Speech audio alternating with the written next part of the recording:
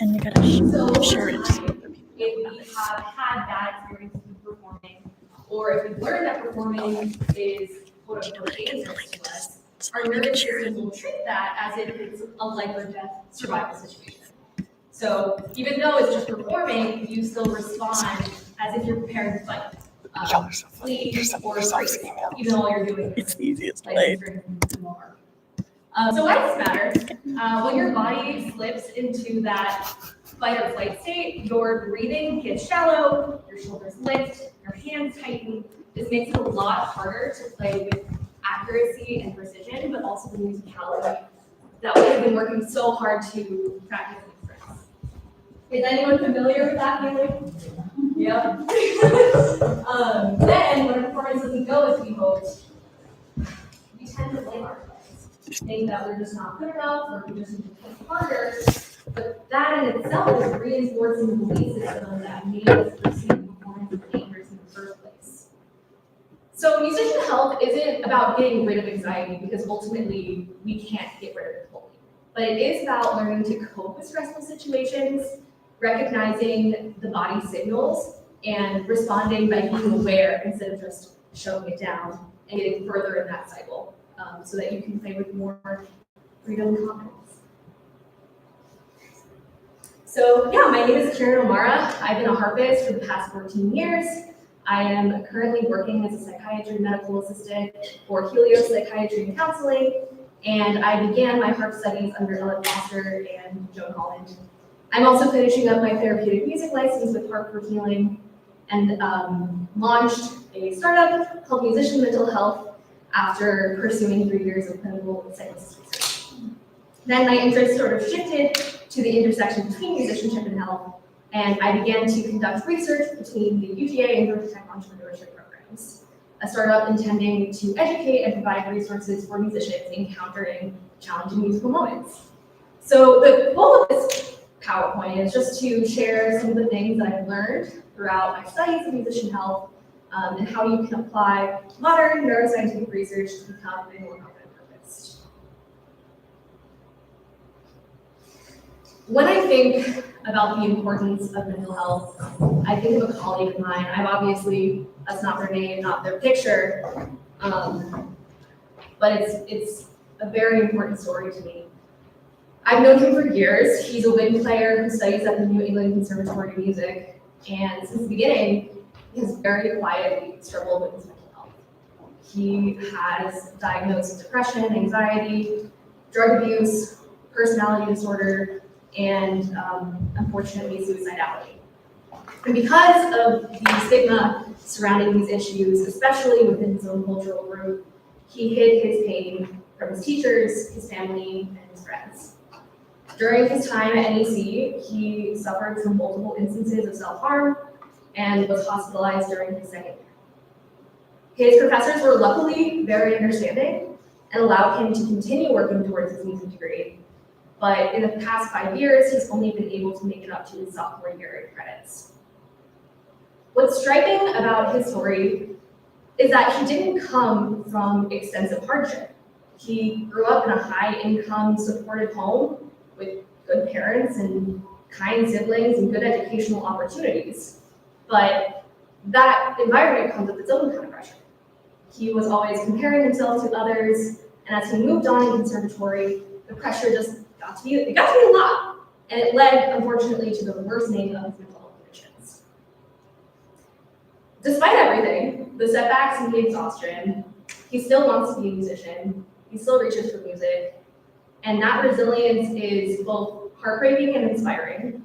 Heartbreaking because mental illness has no cure, only preventative measures and symptom management. But his story shows how much harder it becomes to succeed when mental illness remains untreated and ignored by oneself and the classical music world. Thank goodness his NEC professor supported him, but it could have gone very wrong very quickly. He very easily could have gotten kicked out of his program. For every musician performing effortlessly on stage, there might be another one that is sitting in their practice room and wondering why they can't handle it like everyone else. But mental health impacts many musicians, and it's my goal to help bring awareness to these stories, like John's story, as well as various resources that there are in the Michigan community for those who may struggle with it. So through my start of musician mental health, I started because I wondered if there was a connection between the stress of musicianship and worsening health outcomes for those who were already suffering from chronic illness. And to answer this, I began visiting music schools, Schwab, and well, I didn't visit them, but I talked to many of them virtually. I was able to connect with many Georgia schools, and I spoke to hundreds of high-achieving student musicians. And as I spoke to them, as I interviewed them, the same themes surfaced again and again. Anxiety around performance, chronic burnout, lack of motivation, and a lack of practice, or a lack of balance. It's no secret, everybody knows that you need to practice 40 hours a day. Have you guys heard of that? It's no secret that that's sort of very romantic, but it promotes burnout and perfectionism. And when taken too literally, it comes from a good place, but when taken too literally, it teaches us to push past our normal limits. And for those prone to mental and physical illnesses, pushing ourselves past our natural limits leads to real consequences. What I've observed is that excellence and well-being aren't opposites. They truly do depend on each other. And it's not about working less, it's just about working smarter, practicing with focus and awareness, as well as self-compassion, so that we can train to a very high standard without potentially harming ourselves. So this lecture is going to be part lecture, part experiment, part reflection. We're going to start with a quick breakdown of the nervous system, just the science about how your brain and body responds under pressure, what really happens during performance anxiety. And then we're going to look at how belief and thought patterns form and how mindfulness can create a more productive practice environment.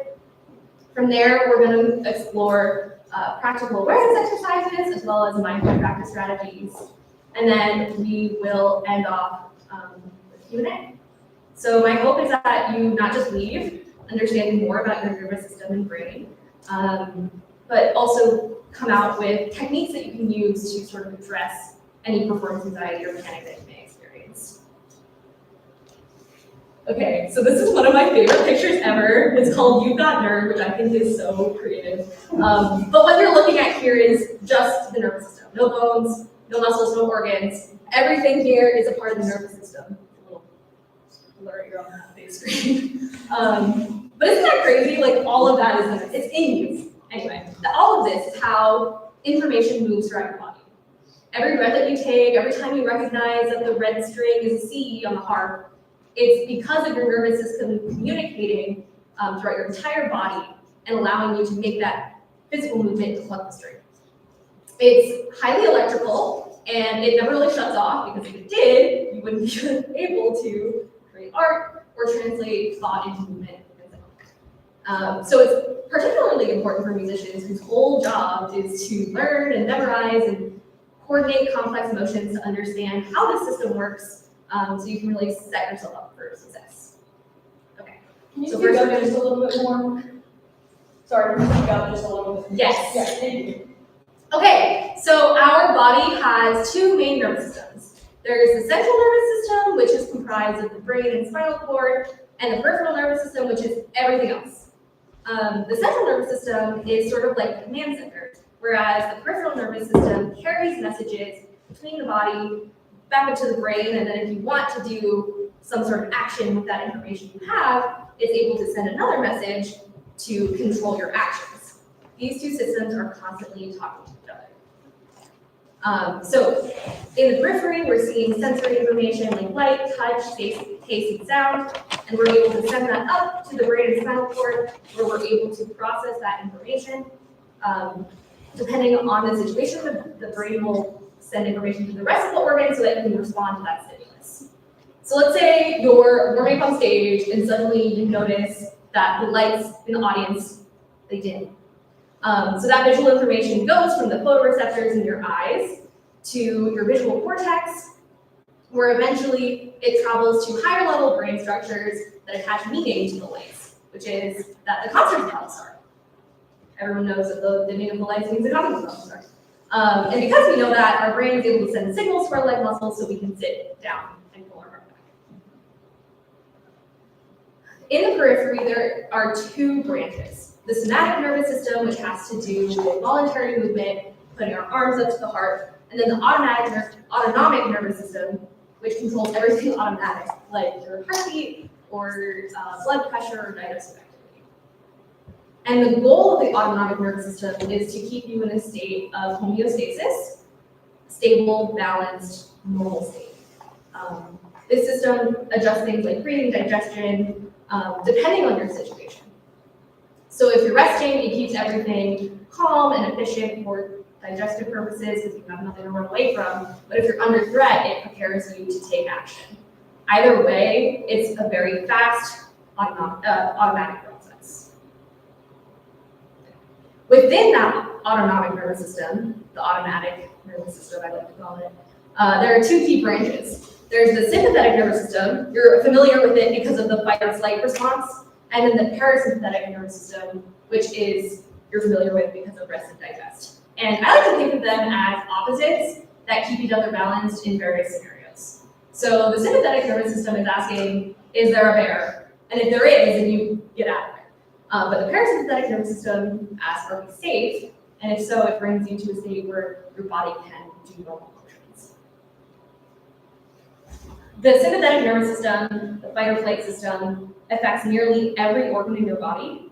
It is preparing you to act against danger. So it's dilating your pupils, speeding up your heart rate, increasing your blood flow to your muscles to help you survive a potentially threatening situation. Does this sound familiar to performance anxiety at all? This system activates in response to any perceived threat. So not just bears, but maybe also social rejection, maybe also a lack of food. Really anything that you have a previous learned negative experience with. But when the parasympathetic nervous system is dominant, everything is slowing down, your heartbeat steadies, and your muscles relax. My anatomy professor used to say it was like Snorlax. That's Snorlax for those of you who like Pokemon. It's what makes you want to sit down and eat some bananas and call it a night, because there's nothing to fear. So what I want you to take away from this is not necessarily the details of the science. What I want you to know is that anxiety is a natural survival mechanism. It's there to protect you. So when your heart races or your hands shake or your chest feels tight before a performance, it's not a personal failure. It's a very natural response to something that you have a learned negative reaction to. So the goal isn't to get rid of these anxious feelings, but to reframe sensations as natural responses. And if we expose ourselves to these stressors over time, restructure how we think about them, and pay attention to the tension in our body, we can recognize that we're not in danger, even if we may initially feel that we are. Anxiety isn't just something you can push away. Unfortunately, it's something you have to tackle head first. Does anyone have any questions about the nervous system? Yes, so my main takeaways, fight or flight and rest and digest are just there to protect us from danger, and mental and physical health have a very intense role in our success as a physician. Okay, so again, the brain and nervous system, there are many parts to it, and they're constantly communicating and interacting with other parts of the brain. And it's because of this communication between our sensory information and our logical processing centers in the cortex that we are able to complete complex tasks like drawing or calculating a difficult math problem and playing music. So higher order cortical functions include logic, self-awareness, and insight, and it actually has the capability to interact with the automatic fear processes and have the potential to, over time and with exposure, modulate that fear. And because our higher brain regions responsible for reasoning and problem solving can modulate this reflexive fear response, what we think and focus on can actually influence how our body reacts to stress, and vice versa. This interaction forms the basis, the biological basis of an important model in psychotherapy, particularly cognitive behavioral therapy, that thoughts, feelings, and behaviors continuously affect each other in a feedback loop that can either reinforce old patterns or support learning and healthier responses. So in one example, let's say you crash in studio class and you think, wow, I'm never gonna get this section right, everyone's judging me. Your brain interprets that as a perceived threat, embarrassing, maybe it feels like social rejection, and because we're social creatures, we've always been, since we were hunter-gatherers, that's a real threat, that feels really threatening. So because of that threat, and we interpret it as a threat, the fear center of your brain, the amygdala, gets activated and sends a signal throughout your nervous system, which releases stress hormones, and suddenly you're feeling that stress in your body. So the thought is now turning into physical symptoms. Your hands are sweating, your chest is tightening, your heart is racing. Now, that experience reinforces the neural pathways that link performance with danger. And so the next time, if you don't change this internal belief system, the next time you play in studio class and something goes wrong, that same thought might pop up, I'm terrible at this, it's never gonna get better, but even faster because that pathway is strengthened. And it will keep continuing until you repeat it. Similarly, if you have a more positive outlook, it can create less of a stress response. So let's say you're crashing in studio class, and instead of thinking, everyone's judging me, I'm a horrible harpist, they think, what a great learning opportunity, this is the area I can focus on, this is something really challenging, and I made it, and I did it. And that is a perceived reward, not a threat. So maybe it's that you're feeling more connected to your studio mates, or that you're learning something new. And these are positive interpretations that can activate the reward system instead of the stress system, which over time can inhibit the stress response.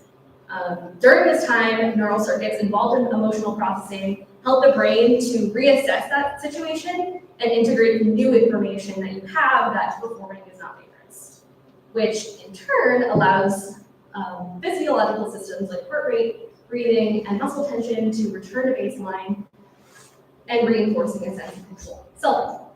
So maybe you still feel nervous, maybe you still feel a little embarrassed, but not nearly as much as before, because you're no longer associating the mistakes with danger. And so the old fear pathways will weaken and you help your lungs perform. And so the belief that messing up is a threat loses its strength. And so this is very simplified science, but I just wanted to highlight these two brain areas. So when you face a perceived threat, our brain kicks in through the fight or flight response. The amygdala is one part of the brain that sort of begins that threat detection and sets off the chain reaction. It's automatic and emotional. But like I said, there are higher brain areas, particularly the prefrontal cortex, that can step in and regulate that fear response. The prefrontal cortex is in charge of a lot of things, but predominantly reasoning and self-awareness and self-control. It's the part of your brain that helps you think clearly, even though your body is reacting automatically. And research has shown that when we practice mindfulness and reframe our thoughts and work through exposing ourselves to threatening situations, we're actually strengthening the connections between these two parts of the brain, the prefrontal cortex and the amygdala. And when we strengthen those connections, they actually talk back to each other and are able to interact and quiet the automatic fear system because we can logically recognize that we are not truly in danger. So reframing and awareness helps your prefrontal cortex to learn to stay in charge. This is due to an idea called neuroplasticity, which is when your brain literally creates and strengthens new neural pathways. To show you what that looks like, I just want to play this quick video.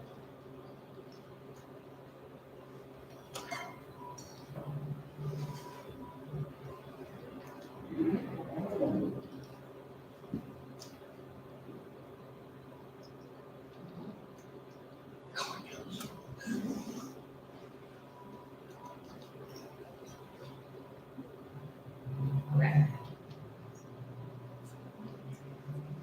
This unfortunately is not.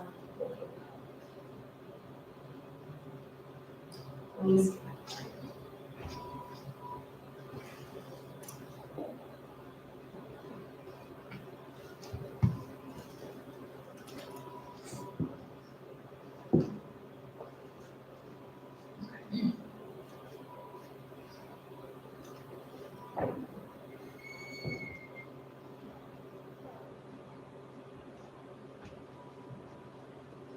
But for many years, scientists have thought the brain was fixed and hardwired and couldn't change after childhood. But recent research shows this is simply not the case at all, and we know that people's brains can change well into old age. In fact, our brains change every day. Our brains are considered to be plastic or pliable, and this has helped neuroscientists coin the term neuroplasticity. So how does neuroplasticity work? Well, think of your brain as a huge city with thousands of roads and lots of traffic. Some of these roads are faster than others, with lots of traffic moving quickly and easily. These roads with all their traffic represent our established ways of thinking, feeling and doing. Every time we think, feel or do something in the same way, we strengthen this road, making it faster, and it becomes quicker and easier for our brains to travel this pathway. But by contrast, if a road wasn't built well in the first place, or becomes blocked, or we think, feel, or do something differently, we start to use a different pathway. If we keep using that new road, our brains begin to use this pathway more and more, and this new way of thinking, feeling, or doing becomes automatic. In the meantime, the old pathway gets less and less use and weakens. In other cases, it may be possible to repair or rebuild the blocked pathway. This process of rewiring your brain by strengthening existing pathways, making new ones, weakening old ones, and repairing broken ones is neuroplasticity in action. It is important to understand that neuroplasticity is not good or bad. It is just what the brain does. Neuroplasticity can result in helpful changes, like when a child learns how to cross the road safely, or when an adult learns a new set of work skills. On the other hand, it can result in unhelpful changes in the brain, like when someone develops a bad habit or an unhealthy way of thinking. The exciting thing is that scientists are getting better and better at directing neuroplasticity in the brain and developing treatments for conditions that were considered to be previously incurable or at least difficult to fix. Things like ADHD and learning disorders, anxiety, depression, chronic pain and migraines, for example. At the Perth Brain Centre, we've helped thousands of people over the last 10 years. We have a team of healthcare professionals who are skilled in the use of neuroplastic therapies and we look forward. You guys don't need that. Yeah, so these principles that I've been talking about come from the area of psychotherapy called cognitive behavioral therapy, which is considered the gold standard for addressing anxiety and unhelpful thought patterns. It's highly evidence. Yeah. The video is still up. Oh, okay. Thank you.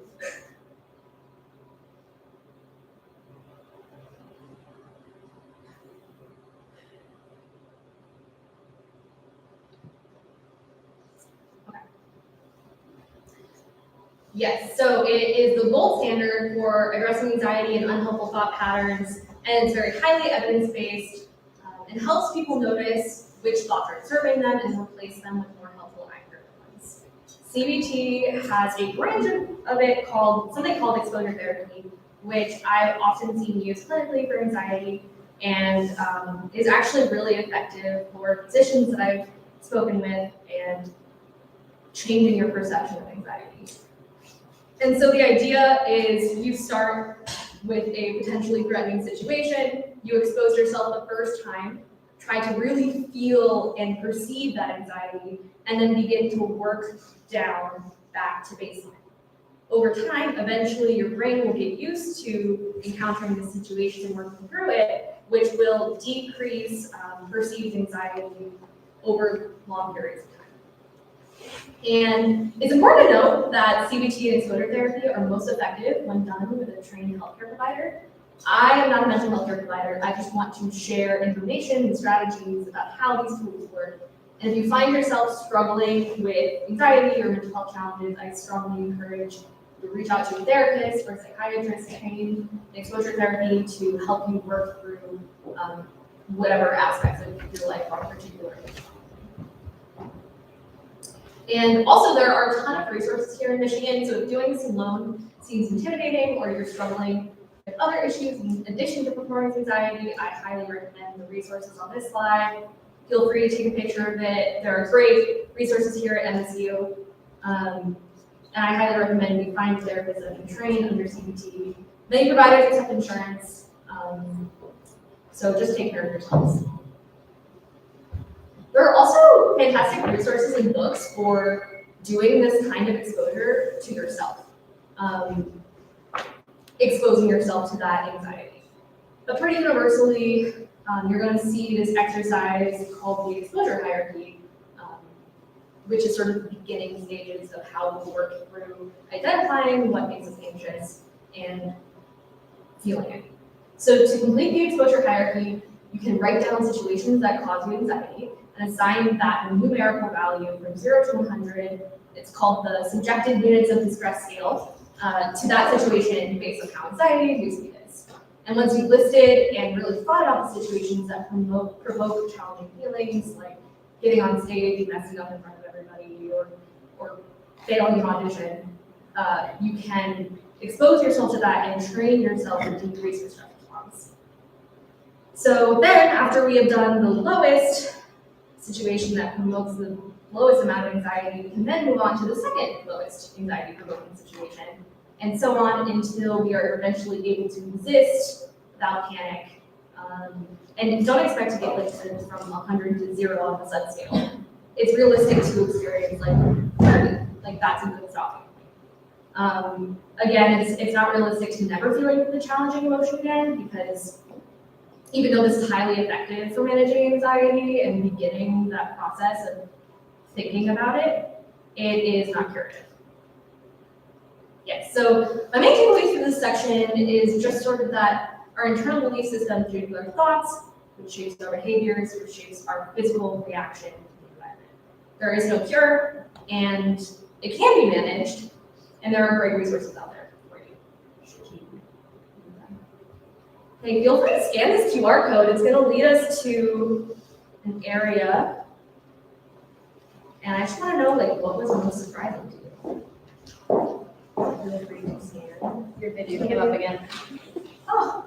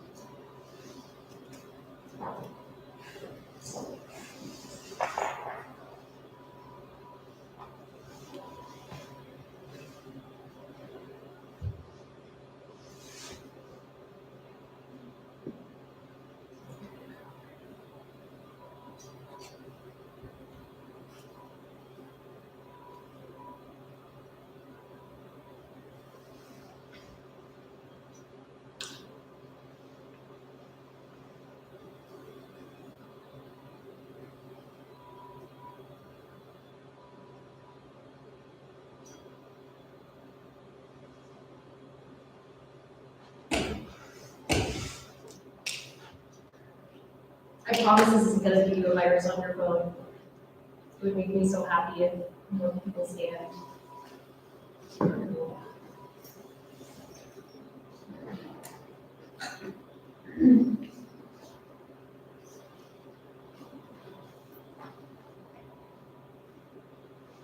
Nervous system. So true. It's so complex. Reassuring that it wouldn't give you a virus on your phone.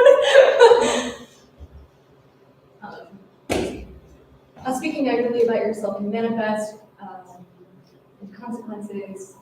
So true. That actually really surprised me too, because it's so easy to think that what you're telling yourself doesn't really have an impact, but it really does.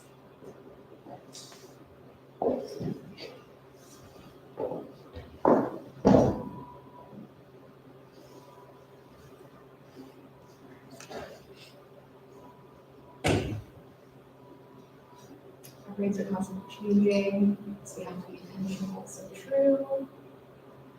Neurological side of performance, better understand how to tackle it. Love that. I love this, guys. Thank you so much for sharing. Can you repeat that? Because we can't see it. Oh, yeah. And we can't hear you when you're looking at the screen. Yeah. So surprise of how thinking about the neurological side of performance anxiety helps me to better understand it. Hearing that our brains are constantly changing, so we need to be intentional about how we are processing our thoughts.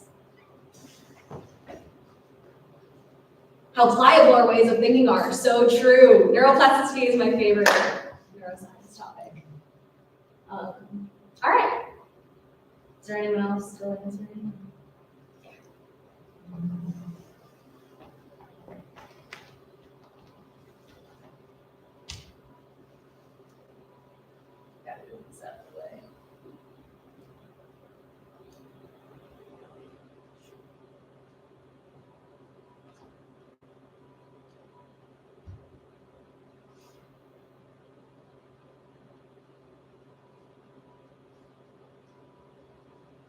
Well, we can do block pathways. Your brain's like little roads.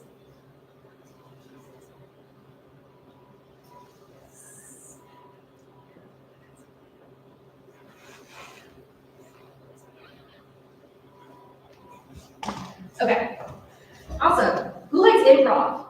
Raise your hand, first of all, raise your hand if you are a musician who can play the harp. Raise your hand if you enjoy improv. Would 3 people please come to the front with me? Woo! I'm not doing it, I'm grabbing the 2. Okay. Because that part doesn't look straight. Okay. Welcome. Thank you guys so much for volunteering. First, I just want to ask you, you like improv? Why? Because it is on the moment, it's a creative moment. Yeah. And it's coming from you as an individual, and nothing is structured, it's just in the moment. It's Right. a beautiful creative moment. Yeah, like you can't mess up. It's such a creative process that really just putting yourself out there. Yeah. What about you? Why do you like improv? Well, you don't normally do improv by yourself. Usually improv is done in a team. And it gives you an opportunity to like play off each other, and it is kind of like just playing. There's no right or wrong, you just play off each other and see where it goes. And What about you? I'm new to improv, but I enjoy just like the creative process and when you can create more freely. Yeah. Theory-based improv, but I enjoy it. Yeah. So this is something that I have worked on a lot in my therapeutic music realm, because when you're at a bedside and you're playing for a patient, their needs change very quickly. So learning improv was very challenging because I came from this place where, I don't want to, I'm just used to reading the notes. And I think that this is such a great way to expose ourselves to that stress of performing and putting yourself out there. And it's also, I don't know, I find it pretty fun. So what I guess I just want you to do, you don't have to, we're not going to do the whole video, but I do have this little groove going on in C major. I'm just going to play some of it, and we're just going to expose ourselves to doing that practice. Just like 20, 30 seconds, and then you can rotate, and just maybe do like 2 rotations, and you can just switch up. Yeah, just go ahead here. I'll play it's in C major. And you can just use one hand, no pressure, no like anything fancy.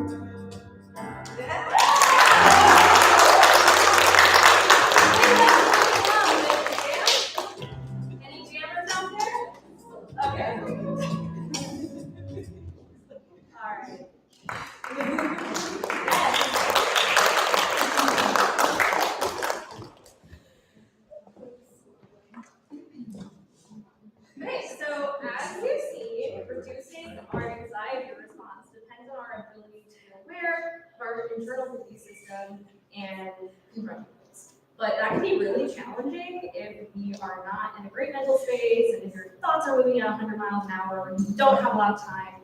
It can be hard to notice what you're saying to yourself, let alone challenge it. So Hugh here has ever been trying to practice, but then got overwhelmed and started doom scrolling. Yeah, that's like the perfect example of getting lost in that hole. Maybe we feel like we need a break and want to watch TikTok to feel better, but suddenly we're scrolling and we can't get out of that hole and we just feel bad. It's this constant cycle of feeling bad. So to help us bring awareness into being stuck in that hole, I just want to play this short video from Headspace. This is like a meditation company, but they also work with psychiatrists.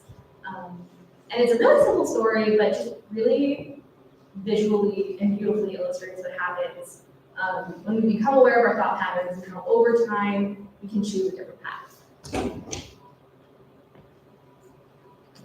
Imagine you're walking down a street. It's a street you know well, maybe one you walk down every single day. But you're so caught up in your own thinking, wondering what you're going to have for lunch, thinking back to a conversation you had earlier, that you end up falling down a hole. Now, at the bottom of this hole, you find yourself thinking, how did I end up here? Worse yet, the next day, you do the exact same thing. And then again, the next day. It may not sound like an especially cheerful idea, but as an analogy for the mind, it's really helpful. Because so often, we follow the same habits of mind over and over again. And so we find ourselves in an emotional hole, maybe even a place that's really painful. But imagine if you started just noticing, being more aware of your surroundings. Sure, maybe next time you'd realize a little too late and you'd still end up in the hole again. But maybe the time after that, you'd notice the hole and choose to walk around it instead. This is what it means to train the mind. This is what it means to have headspace. I think it's really cute too. Okay.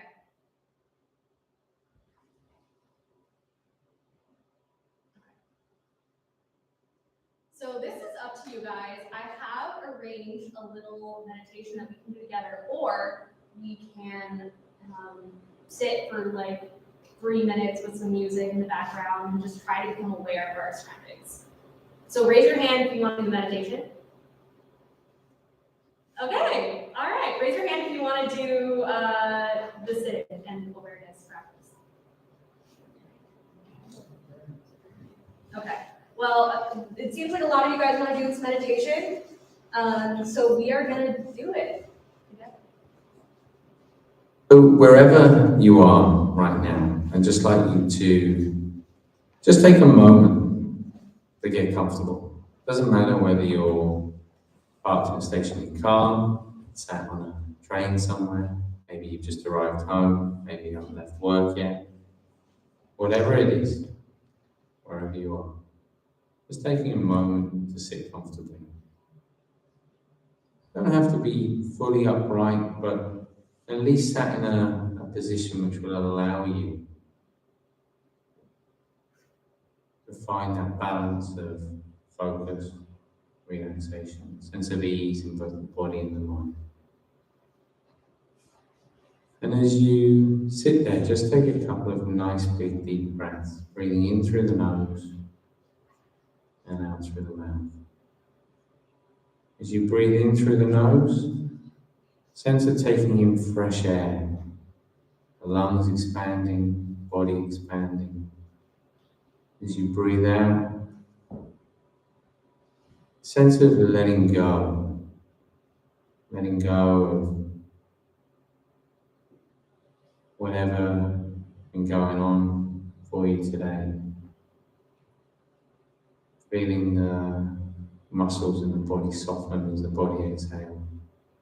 A couple more times, taking deep breaths in through the nose and out through the mouth.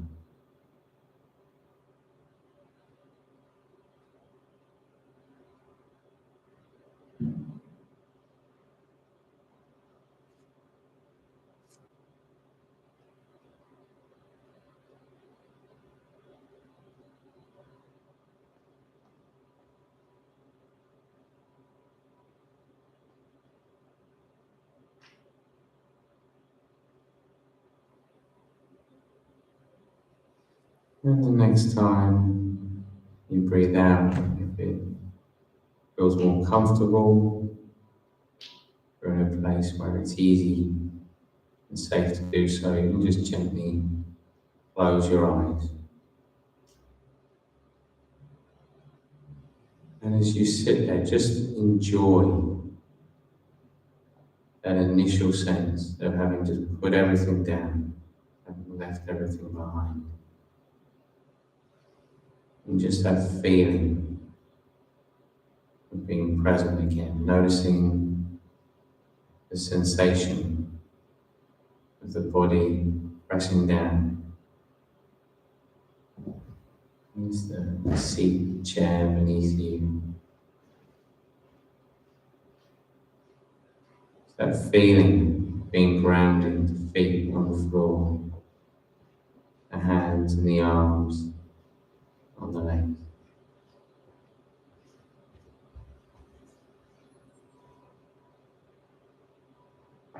And as you So the rest of this is on YouTube. Unfortunately, we don't have a ton of time to do all of it, but if you enjoyed that, I highly recommend looking up Headspace.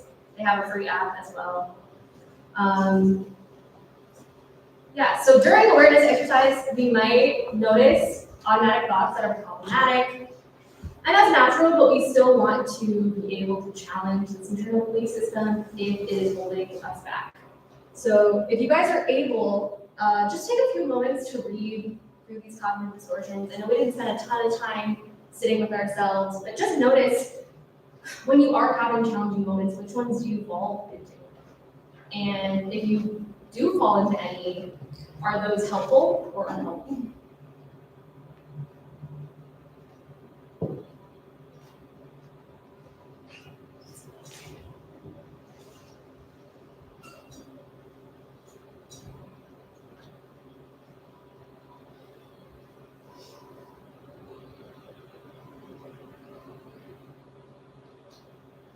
Is everyone good on reading?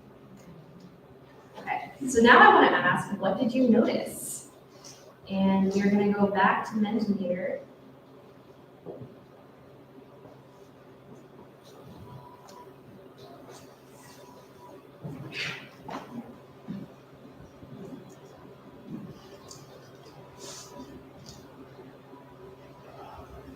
Feel free to scan the QR code. I promise this will not give you a virus again.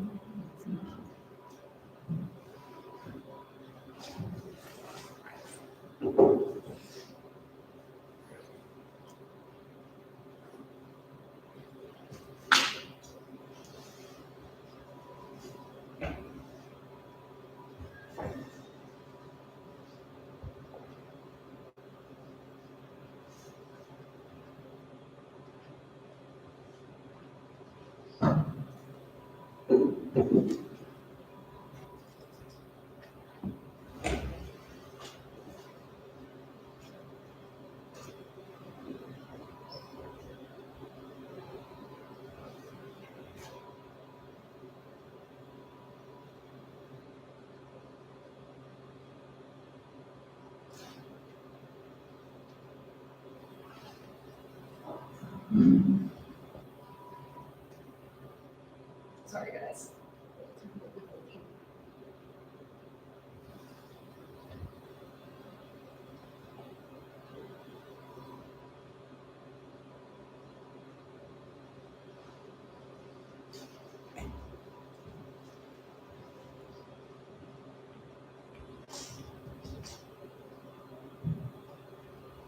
I think you put it on the first slide.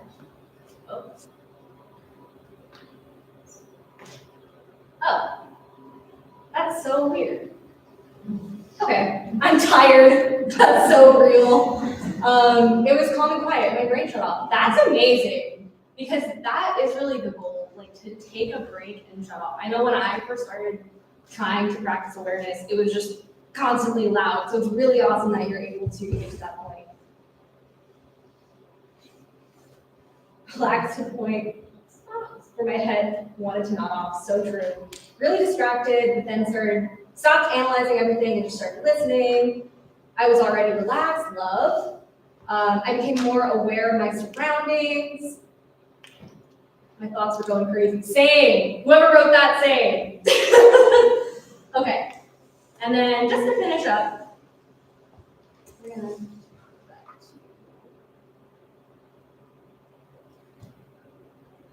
Okay, so awareness is what really makes that change possible, and especially for students, if we're able to recognize our stress patterns and make intentional choices, like setting realistic goals or adjusting our mindset, we can support steady progress.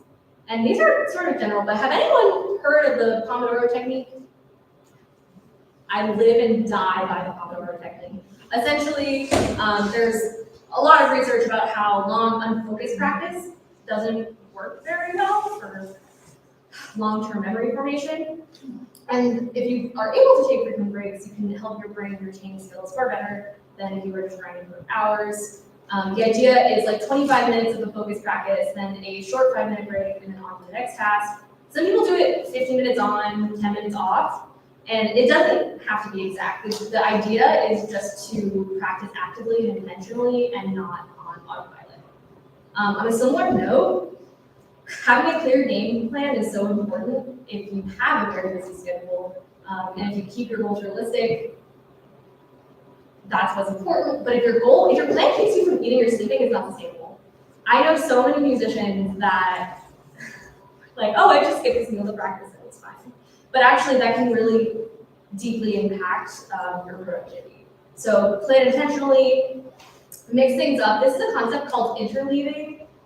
It sort of just says if you switch what you're doing, like you don't want to just drill on one thing forever, you want to really work our way through it into different areas and check in on your progress, celebrate the small wins, become aware of your wins. And it's important to recognize your mistakes, but recognizing improvement releases chemicals that keep you motivated and reinforce the learning. And when it's time for a break, let yourself actually relax. Try being aware, try figuring out, am I holding tension, am I tired?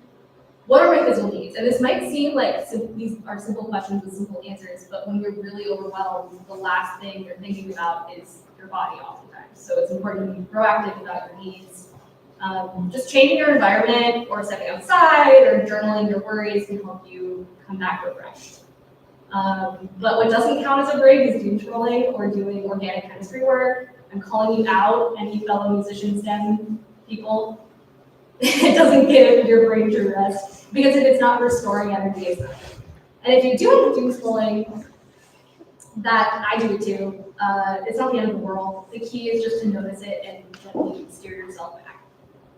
And my personal hot take is that injury prevention is not just about the physical aspects, it's very much about the routines we put ourselves through. So just 3 quick strategies that I talked to with a bunch of student musicians that have really helped them. Again, we're gonna set realistic goals. We're trying to get out of our head and into the reality. So it can feel really overwhelming when we have all these physical sensations of panic. But these 5 things you can do, 4 things you can touch, 3 things you can hear, 2 things you can smell, 1 thing you can taste. These are really great ways to get into your environment. Additionally, you don't want to self-isolate. That is how you get into really bad situations. Your professors are here to support you. I know here at MSU, people are here to support you. And finally, check in with your physical needs. I like to tell myself it's after 10 p.m. I don't believe my emotions. Because it's like true, like being tired can make you more emotional and less logical because that's just how it goes. Okay. 3 things you want to improve. I guess we're sort of running out of time, so you can just break some things down, like what are some things in your practice that could just help you improve? Or better yet, since we are at Harp Day and it is time for lunch, you can ponder the 3 things that you want to do on the walk over and keep chit-chatting about it over lunch.